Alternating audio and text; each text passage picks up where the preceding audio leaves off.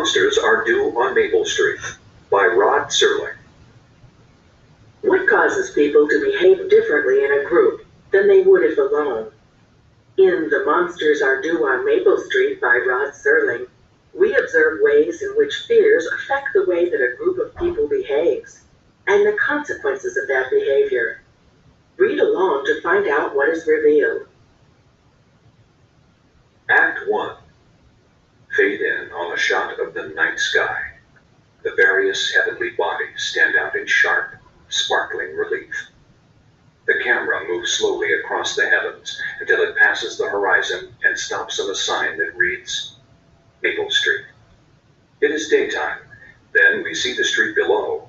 It is a quiet, tree-lined, small-town American street. The houses have front porches on which people sit and swing on gliders, talking across from house to house. Steve Brand is polishing his car, which is parked in front of his house. His neighbor, Don Martin, leans against the fender watching him. An ice cream vendor riding a bicycle is just in the process of stopping to sell some ice cream to a couple of kids. Two women gossip on the front lawn. Another man is watering his lawn with a garden hose. As we see these various activities, we hear the narrator's voice. Maple Street, USA.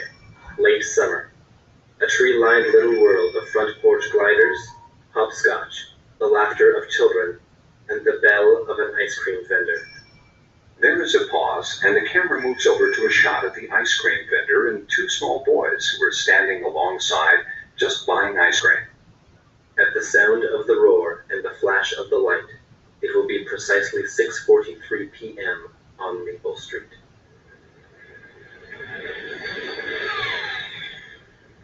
At this moment, Tommy, one of the two boys buying ice cream from the vendor, looks up to listen to a tremendous screeching roar from overhead. A flash of light plays on the faces of both boys, and it moves down the street and disappears. Various people leave their porches or stop what they are doing to stare up at the sky. Steve Brand, the man who has been polishing his car, stands there transfixed, staring upwards. He looks at Don Martin, his neighbor from across the street. What was that? A meteor? That's what it looked like. I didn't hear any crash though, did you? Nope. I didn't hear anything except a roar. What was that? Guess it was a meteor, honey. Came awful close, didn't it? Too close for my money. Much too close.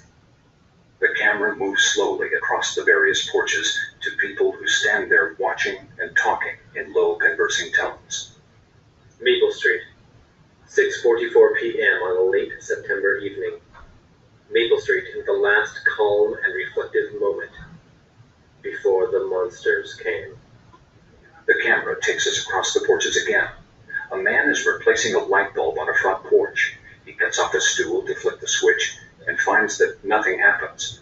Another man is working on an electric power mower. He plugs in the plug, flicks the switch of the mower off and on, but nothing happens.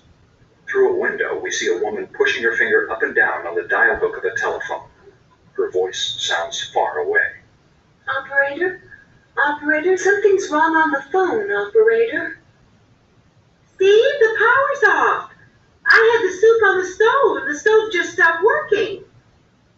Same thing over here. I can't get anybody on the phone, either. The phone seems to be dead. We look down again on the street. Small, mildly disturbed voices are heard coming from below. Electricity's off.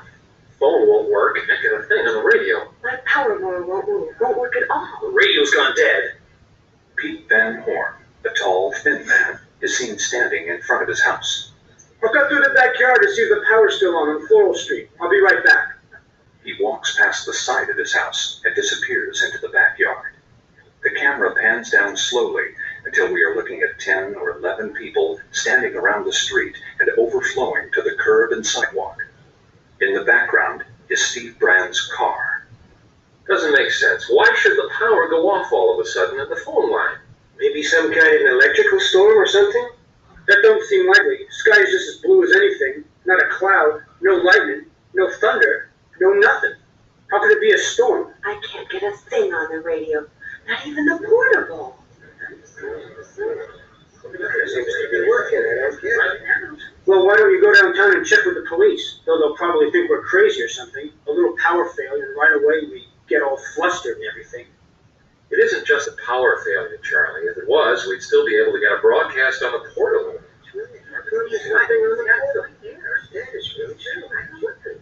I'll run downtown. We'll get this all straightened out. He gets in the car and turns the key. Looking through the open car door, we see the crowd watching Steve from the other side.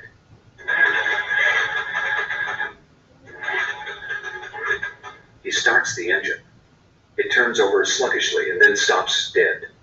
He tries it again, and this time he can't get it to turn over. Then, very slowly, he turns the key back to off and gets out of the car. The people stare at Steve. He stands for a moment by the car and then walks toward them. I don't understand it. It was working fine before. Gas? I just had it filled. What's it mean? It's just as if everything had stopped.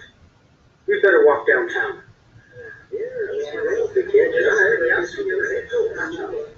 The two of us can go, Charlie. It couldn't be the meteor. The meteor couldn't do this. He and Charlie exchange a look. Then they start to walk away from the group. Tommy comes into view. He is a serious-faced young boy in spectacles. He stands halfway between the group and the two men, who start to walk down the sidewalk. Mr. Brand, you'd better not. Why not? They don't want you to. Who doesn't want us to?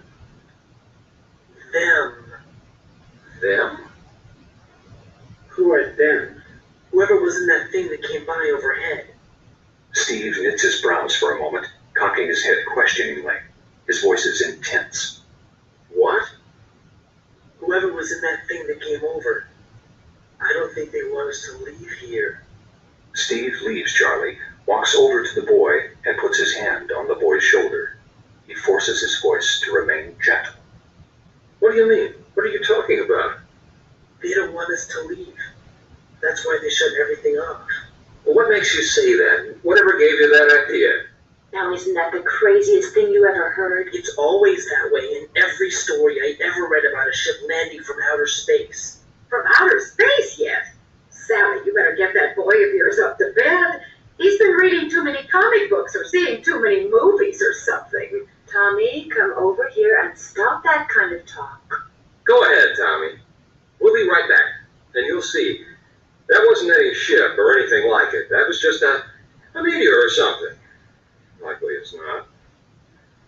No doubt it did have something to do with all this power failure and the rest of it. Meteors can do some crazy things, like sunspots. Sure, that's the kind of thing. Like sunspots.